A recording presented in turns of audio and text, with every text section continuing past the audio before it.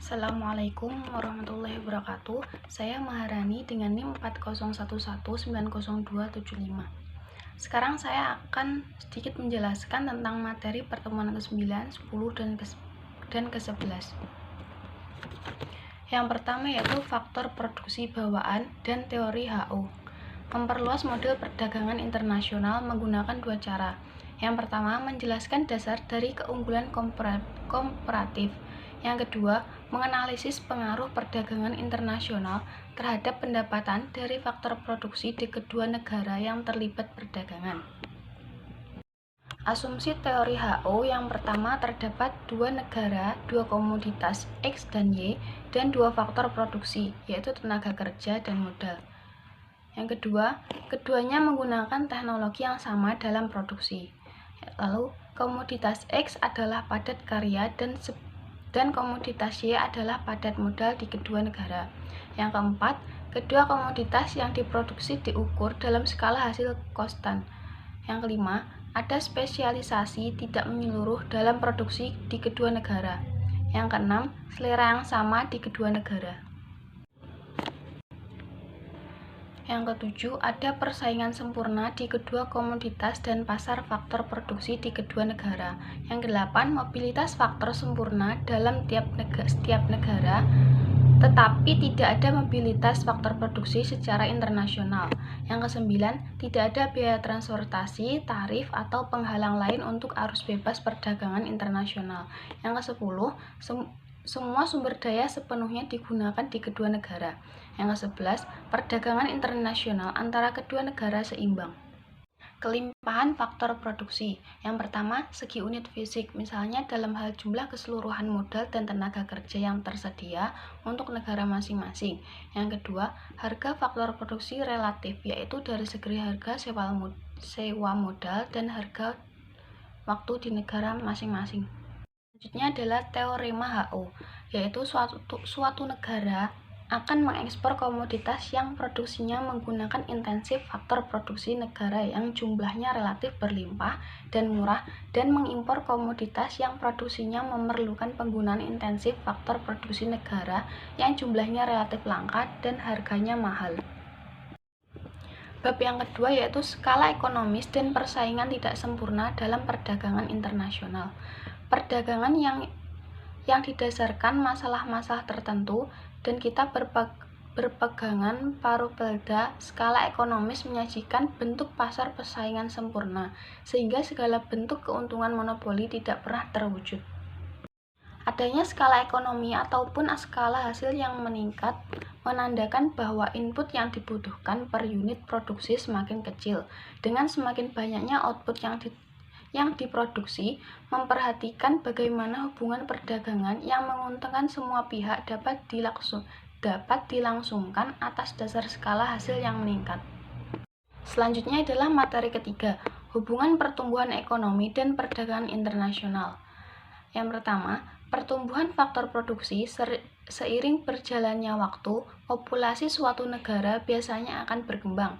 Bersamaan dengan itu, berkembang pula ukuran angkatan kerjanya. Begitu pula dengan memanfaatkan sebagian dari sumber dayanya untuk menghasilkan peralatan modal. Negara meningkatkan persediaan modal.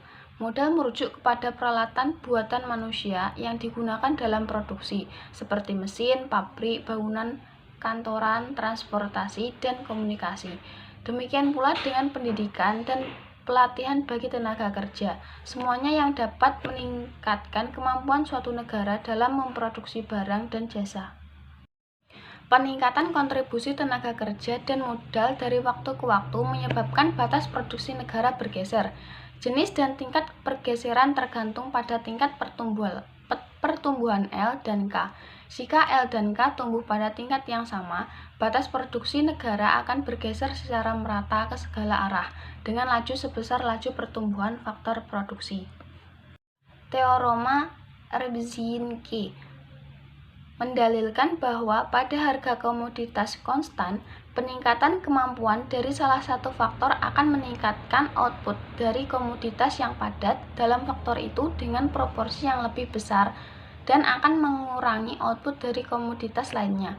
Misalnya, jika hanya L yang tumbuh di negara 1, output komoditas X atau komoditas padat L berkembang lebih dari proporsional, sedangkan output komoditas Y, komoditas padat K, menurun di Px dan Py konstan. Beberapa studi empiris telah menunjukkan bahwa sebagian besar peningkatan pendapatan per kapita real di negara-negara industri adalah karena kemajuan teknis dan sedikit dikarenakan akumulasi modal. Namun, analisis kemajuan teknis jauh lebih kompleks daripada analisis pertumbuhan faktor produksi, karena ada banyak definisi dan jenis kemajuan teknis, dan mereka dapat terjadi pada tingkat yang berbeda dalam produksi salah satu atau kedua komoditas.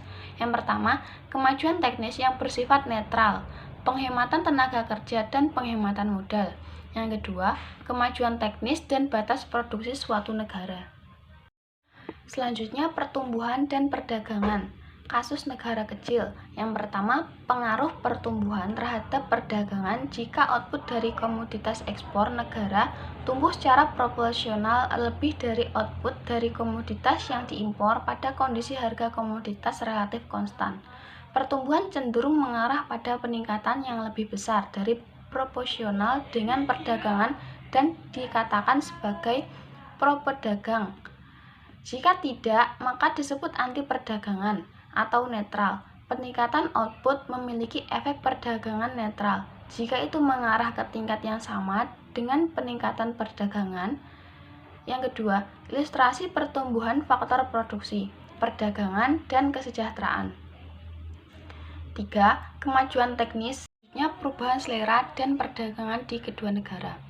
Dengan pertumbuhan atau perubahan selera di kedua negara, kurva penawaran ekspor kedua negara akan bergeser, mengubah volume atau nilai tukar kedua negara. Terlepas dari sumber dayanya, pergeseran kurva penawaran ekspor suatu negara terhadap sumbu yang mengukur komoditas ekspor cenderung untuk meningkatkan perdagangan pada kondisi harga konstan dan mengurangi nilai tukar suatu negara. Pergeseran berlawan dari kurva penawaran ekspor suatu negara cenderung mengurangi volume perdagangan pada kondisi harga konstan dan meningkatkan nilai tukar suatu negara. Untuk pergeseran tertentu dalam kurva penawaran ekspornya, nilai tukar suatu negara akan berubah semakin besar seiring semakin besar kelengkungan kurva penawaran ekspor mitra dagang negara tersebut. Sekian dari saya, kurang lebihnya mohon maaf. Wabillahi taufiq wal hidayah. Wassalamualaikum warahmatullahi wabarakatuh.